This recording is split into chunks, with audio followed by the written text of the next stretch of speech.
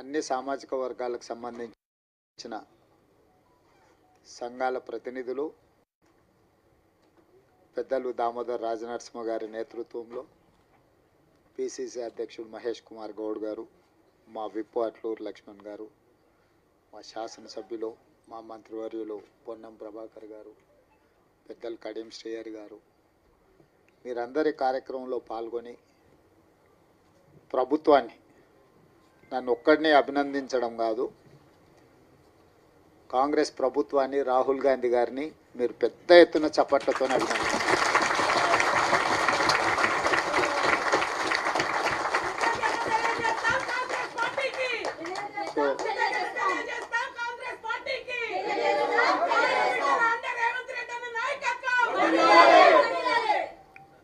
నేను ఎందుకు ఈ మాట చెప్తున్నా అంటే, మన నాయకుడు రాహుల్ గాంధీ గారు పట్టుదలతోని లేకపోతే ఈ మాదిగ ఉపకులాల వర్గీకరణ అమలు చేసే శక్తి నాకు రాకపోతుండే.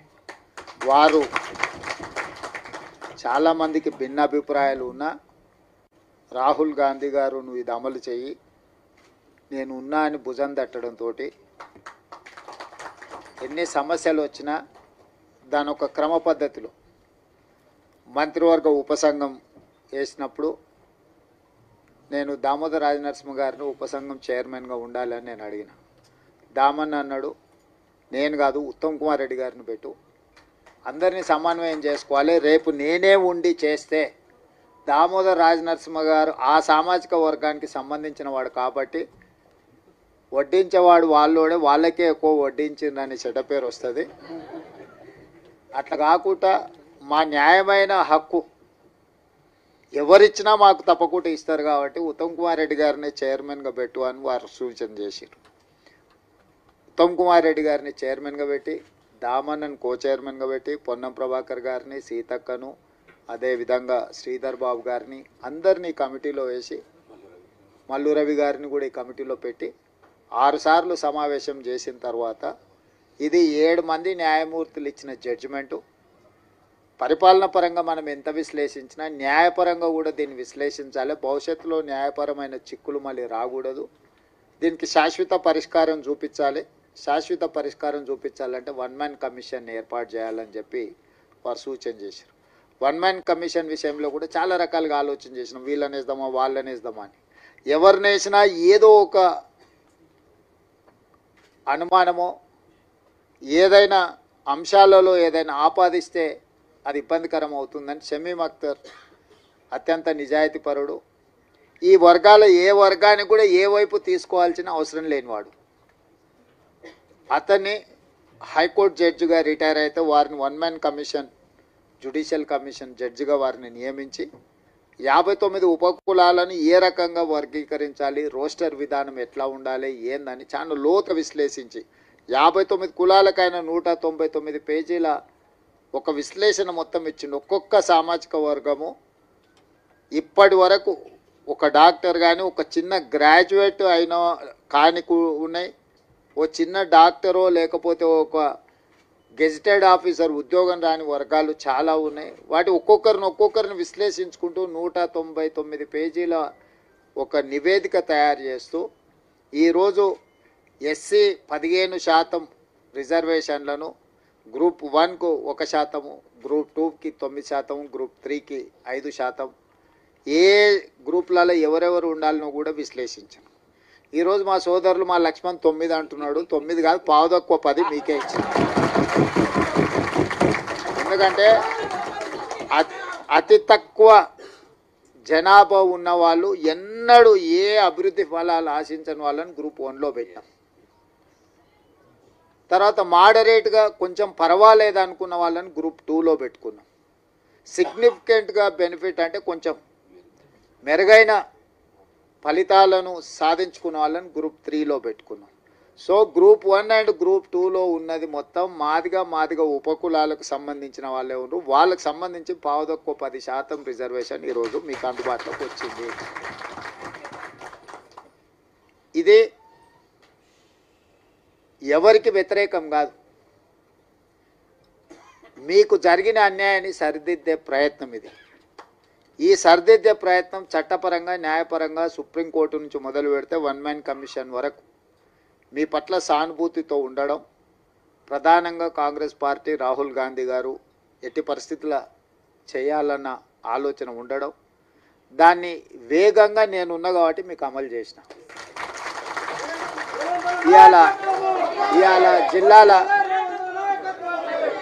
ఇవాళ జిల్లాలో మొదటి నుంచే నేను జడ్పీటీసీ కావచ్చు, ఎమ్మెల్సీ కావచ్చు, ఎమ్మెల్యే కావచ్చు, ఎంపీ కావచ్చు, ఇవాళ ముఖ్యమంత్రి కావచ్చు, ఏ స్థాయిలో నేను రాజకీయాలలో చిన్నది పెద్దది ఏ పదవైనా ఉండని మాదిగోళ్ళ పిల్లలు న్యాయంబడే తిరిగి ఎన్నికల ప్రచారం చేశారు.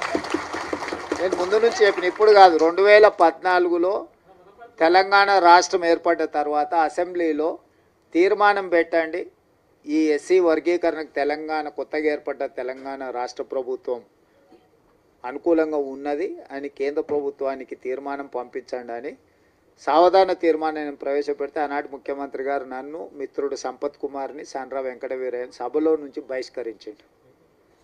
మేము పెట్టిన తీర్మానమే విధిలేని పరిస్థితిలో సభ ఏకగ్రీవంగా ఆమోదించాల్సిన పరిస్థితి వచ్చింది. ఆనాడు అఖిలపక్షాన్ని తీసుకెళ్తాను, మళ్ళీ ఎన్నడూ తీసుకెళ్ళాలి.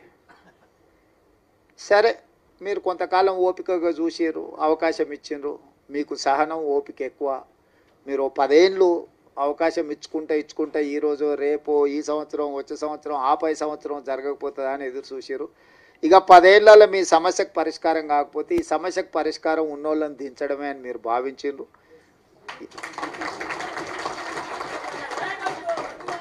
మీరు అవకాశం ఇస్తే మొదటి సంవత్సరంలోనే సుప్రీంకోర్టులో జడ్జిమెంట్ వచ్చిన, సుప్రీంకోర్టులో కేసులు సంవత్సరాల కొద్ది వాయిదా పడుతుంటే నేను అయిన తర్వాత దామన్నని పిలిచిన, మన ఎమ్మెల్యేలందరినీ పిలిచిన. అక్కడ సుప్రీంకోర్టులో కేసు వాయిదాలు పడుకుంటూ పోతుంది, ఇంకా దీన్ని వాయిదాలు వేయడానికి వీలు లేదు.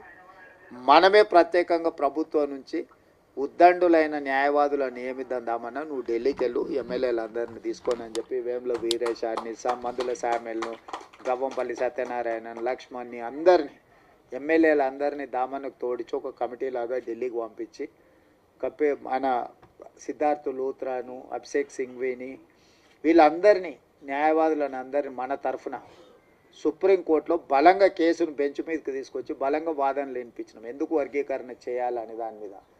పంజాబ్ వర్సెస్ యూనియన్ ఆఫ్ ఇండియాలో ఉన్న కేసు చాలా ఏళ్ళ నుంచి పెండింగ్ ఉంది. దీంట్లో మీరు అందరు పిల్లలు చాలామంది చదువుకున్న వాళ్ళు ఉన్నారు. ఏళ్ళ కొద్దీ వాయిదాలు పడుతున్న దాన్ని 7 మంది న్యాయమూర్తులు ఒక దగ్గర కూర్చోవడం అనేది అంత తలకగా పని కాదు. ఒకరు కూర్చునుడే కష్టం ఉంది. ఇవాళ రేపు 7 మంది ఒక్కసారి ఇట్లా లైన్గా కూర్చొని మీ వాదనలు వినాలంటే కంటిన్యూస్గా వాదనలు వినిపించి సుప్రీంకోర్టును మెప్పించి సుప్రీంకోర్టులో జడ్జిమెంట్ తీసుకొచ్చి ఆ జడ్జిమెంట్ని ఏ రాష్ట్రం ఈ దేశంలో అమలు చేయలేదు. ఏ రాష్ట్రం, ఏ కేంద్ర ప్రభుత్వం. ఇవాళ మా సోదరుడు ఎక్కడైతే మద్దతు పలుతున్నా, నాకు మంచి మిత్రుడు ఆయన, నాకేం విభేదాలు లేవు. నేను మళ్ళీ మీరు ఎవరైనా అనుకున్నారు, కృష్ణమాదిగతో నాకు పర్సనల్ రిలేషన్ చాలా గొప్పగా ఉంది. ఆయనతో నాకు ఏం చిన్న ఎంట్రకాంత కూడా మాకు భిన్నాభిప్రాయాలు. కాకపోతే నాకంటే ఆయన కిషన్ అన్నను, మోడీని ఎక్కువ నమ్ముతుండు. కానీ వాళ్ళ ప్రభుత్వాలు ఉన్న దగ్గర కూడా ఎక్కడ అమలు చేయలే. ఎక్కడ కూడా ఏ రాష్ట్రంలో అన్న వాళ్ళ ప్రభుత్వం ఉన్న కాదు. ఇన్ని రాష్ట్రాలలో వాళ్ళ ప్రభుత్వం ఉంది, నన్ను చేసిరా. కానీ నేనేందంటే ఈ వర్గాలకు అన్యాయం జరిగింది, ఇక నేను ఉన్నప్పుడు కూడా న్యాయం చేయకపోతే వీళ్ళకి ఎవ్వరు న్యాయం చేయరని నేను బలంగా నమ్మిన.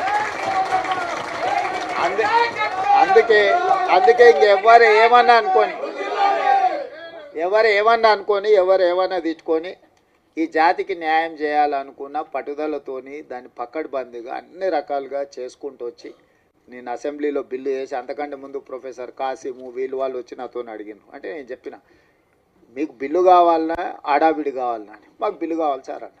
బిల్లు కావాలంటే దీనికి ఒక ప్రాసెస్ ఉంటుంది. పిల్లగాడు ఎంత తెలుగుకల్లో చదువైనోడైనా వాడు సంవత్సరం చదివినాకనే పరీక్షలు పెడతాం కదా. దీనికి కూడా ఈ ప్రాసెస్ కూడా ఒక పద్ధతి ఉంటుంది. అసెంబ్లీ కానీ లేకపోతే క్యాబినెట్ కానీ కమిషన్ కానీ రిపోర్ట్ కానీ దాన్ని చట్టం రూపొందించాలి. చట్టంలో లొసుగులు ఉండొద్దు. మళ్ళీ దాన్ని చట్టం చేసినాక మళ్ళీ దాన్ని ఎవరో ఒకరు దాంట్లో ఏదో ఒకటి ఎతికి కోడిగుడ్డు మీద ఈకలు వీకినట్టు ఏదైనా చేస్తే అది మళ్ళీ మొదటికి వస్తే ఇంక మళ్ళీ ఎప్పటికీ ఇది అపరిష్కృతమైన శాశ్వత సమస్య ఉంటుందని చెప్పి దాన్ని పక్కడ్బందీ చేసి దాన్ని మొత్తం దామన్నను ముందలు పెట్టి వెనకంగా మేము అందరం ఉండి మిగతా వాళ్ళందరినీ సమన్వయం చేసుకుంటూ నేను సభలో కూడా అందరినీ కూడగట్టి ఎవ్వరు కూడా దీన్ని వ్యతిరేకించే సాహసం చేయలేదు. ఎవరిని కూడా వ్యతిరేకించనీయకుండా వ్యవహారం నడిపినాం. ఎందుకంటే దీన్ని అందరి ఆమోదంతో ముందుకు తీసుకెళ్తున్నాను ఒక అభిప్రాయం ఇవ్వడం ద్వారా మాదిగ ఉపకులాలు ఎవ్వరికి అన్యాయం చేస్తలేరు, వీళ్ళు వాళ్ళ న్యాయమైన హక్కు కోసమే వాళ్ళు ప్రయత్నం చేస్తున్నారు అనే ఒక విస్తృత అభిప్రాయాన్ని కల్పించడం కోసం ప్రభుత్వం పూర్తిగా ప్రయత్నం చేసింది. ఇవాళ దాన్ని సాధించుకున్నాం. నేను ఆయన అసెంబ్లీలో చెప్పిన దీన్ని కొలిక్కి తెచ్చే వరకు ఏ నోటిఫికేషన్ ఇవ్వనని, ఆయలటి నుంచి ఇవాళ వరకు ఒక్క నోటిఫికేషన్ కూడా ఇవ్వలే.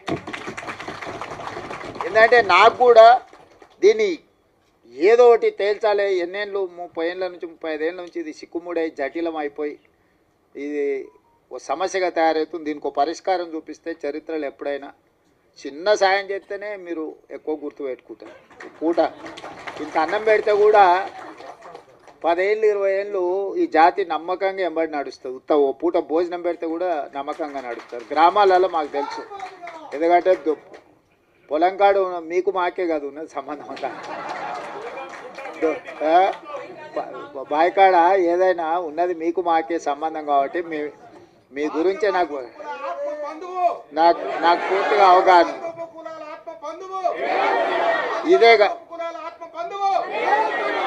ఇదే కాకుండా నేను అయిన తర్వాత state election commissioner Ismail Pullaiah గారి కూతురు రాణి కుమిదిని మాదిగ ఆడబిడ్డని నేను వేసిన.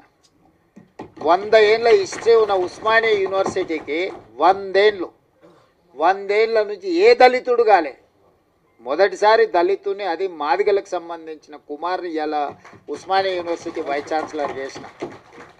ఉస్మానియా యూనివర్సిటీ ఆర్ట్స్ కాలేజ్ ప్రిన్సిపల్గా ప్రొఫెసర్ కాసిమ్ని ఈరోజు మన ప్రభుత్వాన్ని నియమించింది. అదేవిధంగా దామన్న సరే ఆయన డిప్యూటీ సీఎంగా చేశారు, ఇవన్నీ చేశారు. లక్ష్మణ్ని విప్పుగా చేసినాం. అదేవిధంగా మనము రాజీవ్ గాంధీ IIIT బాసరకు మనము మాదిగా వైస్ ఛాన్సలర్ని మనం నియమించుకున్నాం. పబ్లిక్ సర్వీస్ కమిషన్లో పాల్వాయి రజనీ కుమార్ని ఈరోజు మెంబర్గా మాదిగా ఆడబిడ్డని ఈరోజు విద్యా కమిషన్ వేస్తే చారగొండ వెంకటేష్ని వేసినాం. ప్రొఫెసర్ పురుషోత్తం గారిని రిటైర్ అవ్వగానే ఇమ్మీడియట్గా హయ్యర్ ఎడ్యుకేషన్లో వైస్ చైర్మన్గా నియమించుకున్నాం. అదే సరే సీఎం ఆఫీస్ సరే టికెట్ల విషయంలో సరే అంటే నేను ఎందుకు ఇవన్నీ మీకు చెప్తున్నా అంటే గతంలో మీకు చిన్న అవకాశం రావడానికి చాలా కష్టం ఉండే. ఇవాళ state election commissioner, Osmania university, Rajiv Gandhi IIIT, higher education, విద్యా కమిషన్, పబ్లిక్ సర్వీస్ కమిషన్, ఎక్కడైనా నాకు ఏ అవకాశం వచ్చినా ఎవరు ఏమని అనుకొని వీళ్ళకి ఈసారి చేయాల్సిందే అని చెప్పి అవసరమైతే మా వాళ్ళని పక్కన పెట్టి కూడా మీ వాళ్ళకి చేసిన. ఎందుకంటే మీకు నష్టమైంది కాబట్టి వీళ్ళందరినీ మేలు చేయాలి, మేలు చేస్తే ప్రయోజనం ఉంటుంది, మీరందరూ బాగుపడాలని నా సూచన ఒక్కటే, అవకాశం వచ్చినప్పుడు నిలబెట్టుకోండి, దాన్ని 10 మందికి సాయం చేయడానికి ఉపయోగించండి. మన వాళ్ళకి ఏమవుతుందంటే మీకైనా మాకైనా రాగానే జర పుర్సత్ అయిపోతాం, మనం జర రిలాక్స్ అయిపోతాం, జర దావతులకు గీవతులకు ప్రాధాన్యత ఇస్తాం. దాంతో ఏమవుతుందంటే చూసినావా వీళ్ళకి అవకాశం ఇస్తే నిలబెట్టుకోలేదు, వీళ్ళకి అవకాశం ఇస్తే గిట్ల చేసిరు, వీళ్ళకి అవకాశం ఇస్తే గట్ల చేసిరు అని ఎదురుగున్నోళ్ళు మన వెనకంగా మాట్లాడుకుంటారు.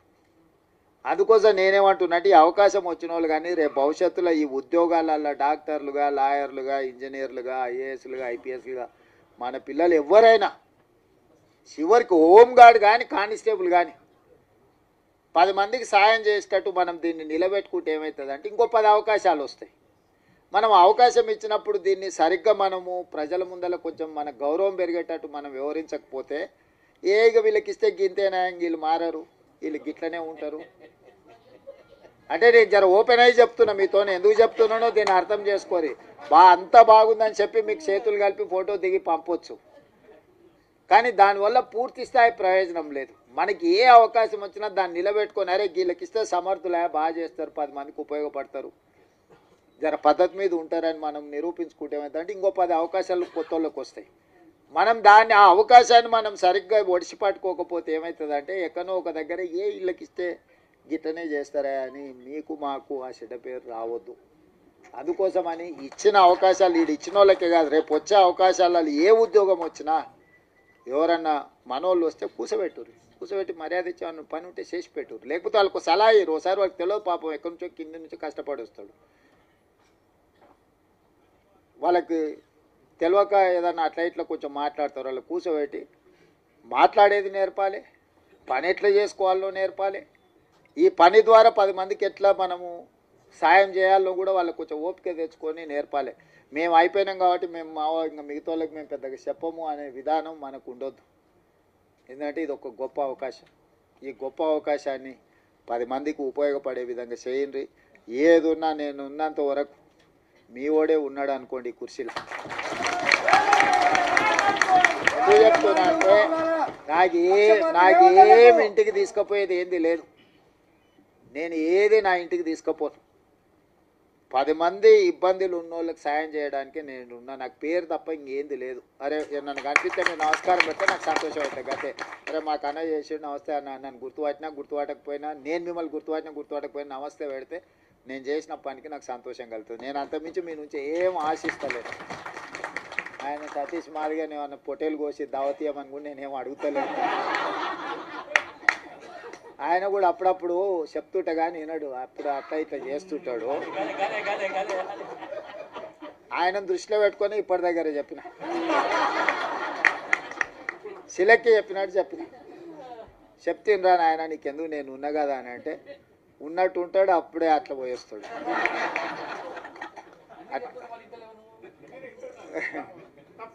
చింతాస్వామి సరే, చింతాస్వామి నాకు చదువుకునేటప్పటి నుంచి కూడా తెలుసు, ఫైన్ ఆర్ట్స్ కాలేజ్ నుంచి కూడా తెలుసు. మన వాళ్ళకి ఏంటంటే ఆవేశం ఎక్కువ, కొంచెం ఆలోచన తక్కువ చేస్తారు. ఆవేశంలో ఆలోచన రాదు ఎవరికైనా, ఎవరికైనా, నాకైనా మీకైనా ఎవరికైనా. ఆవేశంలో తీసుకున్న నిర్ణయం అక్కడికి రాదు. ఆవేశాన్ని తగ్గించండి, ఆలోచన వెంచూరి, వచ్చిన అవకాశాన్ని సద్వినియోగం చేసుకొని ఈ ప్రభుత్వం మీకు అండగా నిలబడుతుంది.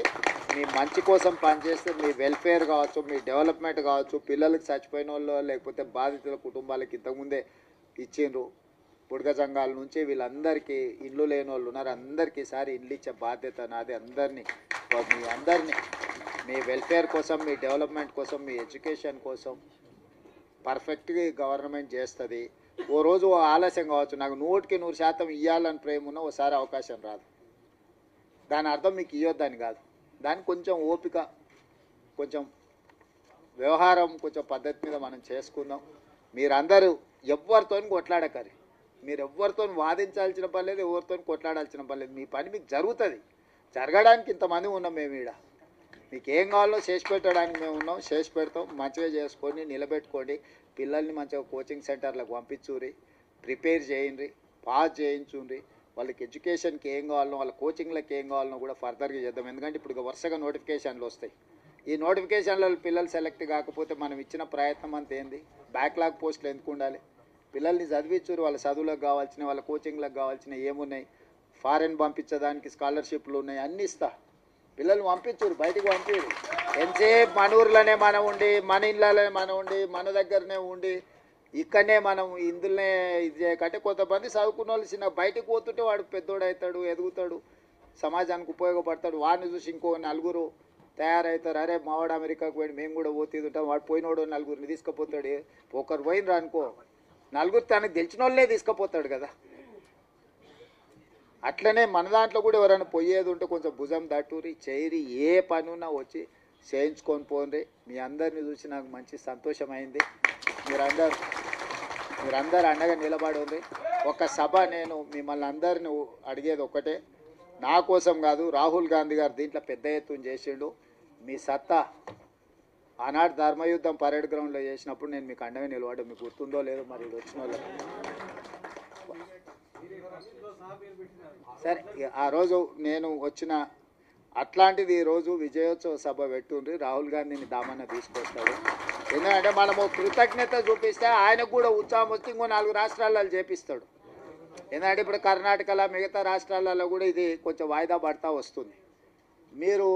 మీరు అండగా నిలబడ్డట్టు 10 లక్షల మంది జమై ఆయన నిజేసి దామన్న మనోళ్ళందరి నేతృత్వంలో, మహేష్ గౌడ్ గారి నేతృత్వంలో ఒక అభినందన సభ పెట్టి రాహుల్ గాంధీ గారిని ఇచ్చేసారు. ఏ మనిషి అయినా అభినందన కంటే ఏముంటుంది?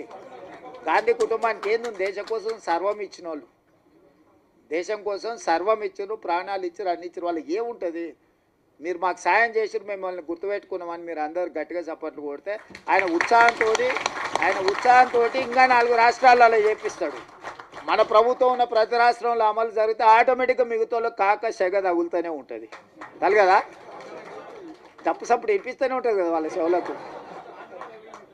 అందుకోసమని ఈడ కదలంగానే అవతల పక్కలా కొంచెం కదులుతూనే ఉంది కదా.